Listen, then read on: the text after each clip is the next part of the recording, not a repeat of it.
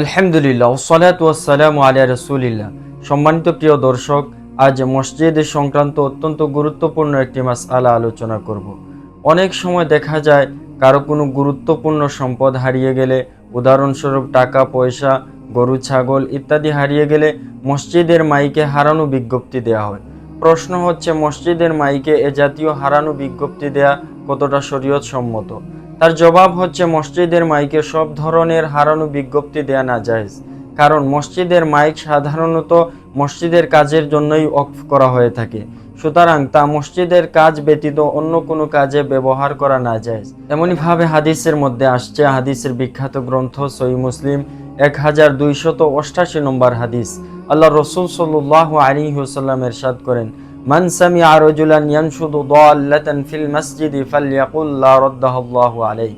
যে ব্যক্তি অন্য কাউকে মসজিদে হারানো জিনিস খুঁজতে শুনবে, সে যেন একথা বলে যে আল্লাহ তাআলা তার এই জিনিস যাতে ফিরিয়ে না দেন। ফা ইন্নাল মাসাজিদা লাম তুবনা লিহাজা, কেননা মসজিদ এ উদ্দেশ্য নির্মাণ করা হয় নাই যে কারো কোনো জিনিস হারিয়ে গেলে মসজিদের মধ্যে খোঁজা হবে, মসজিদের মধ্যে হারানো বিজ্ঞপ্তি দেওয়া হবে। সুতরাং এই হাদিস থেকে আমরা স্পষ্ট জানতে পারলাম যে মসজিদের বাইরে পাওয়া বা কোনো জিনিস হারিয়ে গেলে মসজিদের মধ্যে বিজ্ঞপ্তি দেয়া, মসজিদের মধ্যে খোঁজা, মসজিদের মাইকে এলান দেওয়া, সব ধরনের এ জাতীয় কর্মকাণ্ড নাজায়েজ। আল্লাহ পাক রব্বুল আলামিন আমাদের প্রত্যেককে মাসআলাটি বুঝার এবং মানার তৌফিক দান করুন। আমিন। ওয়াসসালামু আলাইকুম ওয়া রাহমাতুল্লাহ।